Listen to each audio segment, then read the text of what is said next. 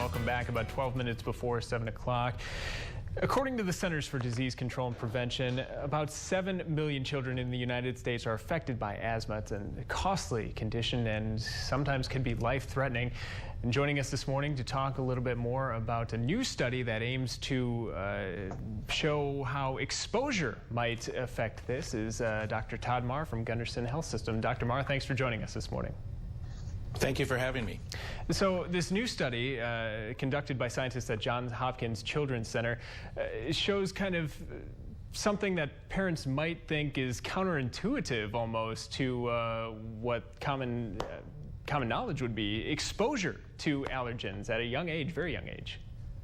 Yeah, there's been a lot of data looking at this from the standpoint of the hygiene hypothesis, that maybe if we expose children to what they're going to be allergic to at young ages, that might have an influence on them. And what was intriguing with this study is they thought they would find at 3 years of age that being exposed early caused more asthma and caused more allergies. And part of the study showed that by age 3, they had more wheezers and people with allergies who had a cumulative dose of allergens, meaning it added up over time. But interesting, what they found in the first year of life, those kids who had higher exposures to cockroach and mouse, and to a lesser extent cat, had less asthma, had less recurrent wheezing, which was really intriguing. Yeah, intriguing, and intriguing that the effectiveness of this exposure drops off somewhat significantly after that first year of life. Yeah, and what we don't know is the key here is it's not really asthma, it's persistent, or it's recurrent wheezing. 30 to 50% of children by age 5 will have recurrent wheezing, meaning they've had multiple episodes of wheezing but aren't really diagnosed asthma yet.